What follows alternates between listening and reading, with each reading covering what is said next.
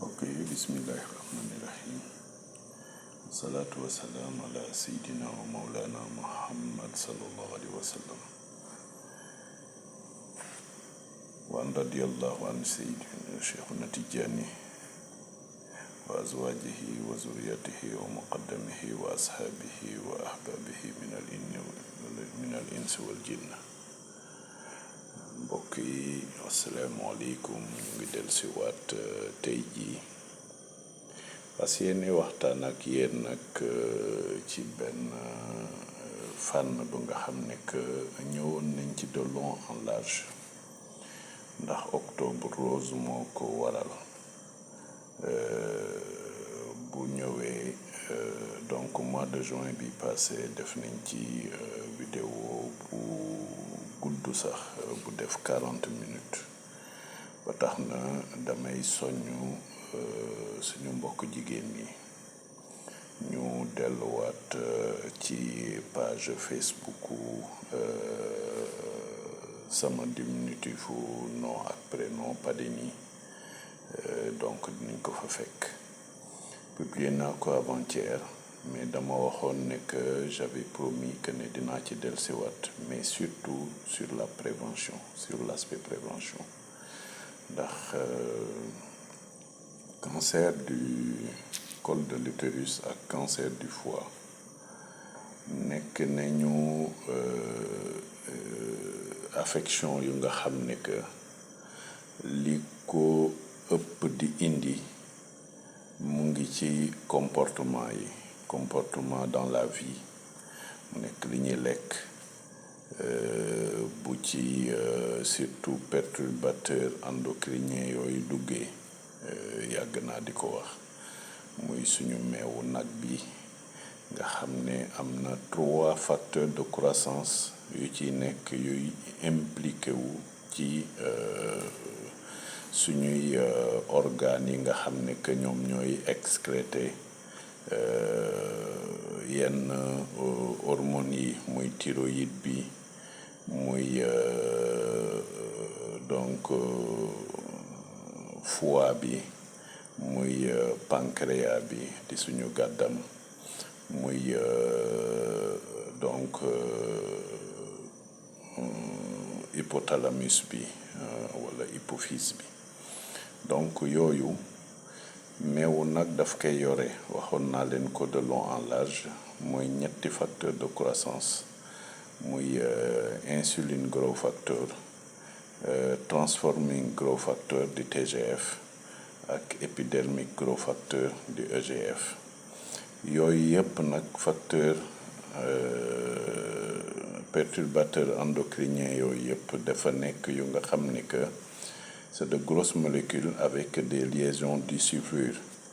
Liaisons disulfure yooyu nag dañuy influencer pour beaucoup ci donc organisme bi, ci suñuy organes yooyu ma lay wax, ba tax na donc mën na indi li ñuy wax vectron, ba tax na donc mën na rendre une cellule qui était saine mu rendre ko mu nekk une cellule cancéreuse. Lu mel ni que hypophyse bi dafay sécréter beaucoup donc de prolactine bi bu ñëwee ci côté veine bi dans les glandes mammaires, donc mën na ko exciter ba de sorte que ku jigéen ki dina dem ba mujj am transformé wu en parce que ak hormones yi muy génni, muy excès d'oestrogène bi ak excès de progestérone bi, donc dafay indi certains cancers du sein. Mais aussi au niveau du col de l'utérus gis nañ ne que yenn pilule contraceptive yi baaxul ci wérgu yaramu ku jigéen ki. C'est des perturbateurs endocriniens, jarul ñu ciy ñëw de long en large, mais c'est des choses à éviter, surtout dans le cadre des traitements hormonaux substitutifs, THS yooyu donc am na répercussion lu bëri loolu du ñun ñoo ko wax mais le cercle international sur la recherche sur le cancer, le cirque de l'OMS, nga xam ne que suñu naataango boobu di biologiste sénégalais El Hadj Seydou Mbaye foofu la nekk waxtaan nañ ci de long en large sur même les vaccins préconisés contre le cancer du col. Nee na ma nekk les études de base ont été biaisées ba tax na donc virus circulant yi nekk ci vaccin yi européens yi di indi fii c'est des types caucasiens, donc c'est pas adapté au type de papillomavirus qui circule ici au Sénégal et en Afrique bokkut parce que yële HPV 14 le 16 18 tandis que fii yeneen type HPV ñoom ñooy circuler boo ko defee ci prélèvement frottis yi ba tax na donc dans la prévention yooyu nañ ci mën a wax ak yenn lekk yi ba tax na le terrain foog ngay dépister wu précocement. Le dépistage du cancer donc du col de l'utérus qui se fait waxoon naa leen ko ci vidéo boobu entre donc 3 et 5 ans suivant l'âge de la femme ak kii nga xam ne que palpage au sein bi ak mammographie bi wala scanner léegi les techniques de diagnostic bëri nañ loolu ça peut se faire vraiment tous les 2 ans ba xam ne que bu ñu luñ ci détecté tôt rek nañ ko mën a saafara parce que c'est des cancers qui ne sont pas invincibles mën nañ ko faj pourvu que ñu teel ko détecter bu boobaa toutes ces séances donc de chimiothérapie ou bien de radiothérapie qui sont un peu invasives et qui coûtent beaucoup énormément d'argent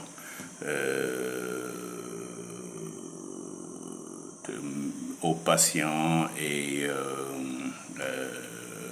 à l'État mën nañ ko éviter. Donc moyen de prévention yi loolu la aussi ci lekk bi nous préconisons pour les femmes de mettre dans les aliments de se nourrir d'aliments d'abord sains mais aussi ci au lieu ñuy jël additifs alimentaires yi ñu bàyyi ko di jël des produits naturels. Il y a des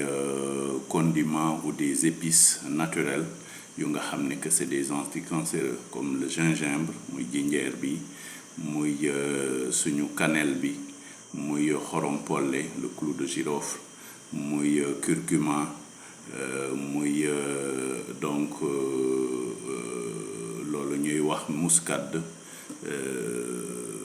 muy donc cannelle je l'ai dit muy laaj bi muy poivre noir poivre blanc yooyu yëpp c'est des anticancéreux yu nga xam ne que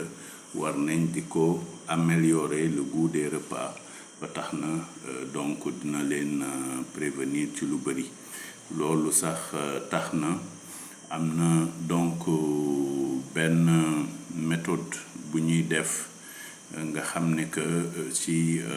benn butéelu 2 litres yu tàngal yooyu ñuy serrer avec le fer là ñu koy sceller donc mën nga ko jël def ci du citron frais boo ci amee 1 litre baax na nga dugal ci donc cannelle en poudre nga dugal ci donc clou de girofle en poudre nga dugal ci donc curcuma boobu ma leen doon wax, nga dugal ci de l'ail, nga dugal ci du gingembre, ainsi de suite, et du thym à tijanol. Yooyu baax na chaque jour nga boole ko ak da nga koy suukare lem, miel de qualité nag. Léegi chaque jour nga jël ci benn cuillerée def ko dans de l'eau chaude à jeun le matin, nga jël ko, donc baax na pour se débarrasser des toxines. Il y a une technique japonaise aussi qui est le soma japonais, ba nga xam ne que nit ki dañ lay dugal rek ci appareil yooyu nga xam ne que soma la à sec, sauna la. Donc boo ci duggee sa yaram bi yépp, parce que les glandes sudoripares loolu nañuy jëriñ. La peau excrète beaucoup de toxines, moo tax d'ailleurs mu ñuy sauver ci lu bëri. Yàlla li muy def tabaxi nit yàgg naa ko wax, donc lu yéeme la. Donc façon boobu ça élimine par l'ensemble des toxines qui étaient emmagasinées par le corps, rien que par cette technique de sauna japonais. Wala ngay def pratiquer benn sport bu nga xam ne que dina la ñàkkaloo, muy marche, muy vélo, muy donc une petite course légère bu nga xam ne que du la stressé loo, nga di ko def donc régulièrement. Kooku dina tax nga mun a éliminer yenn toxines yi.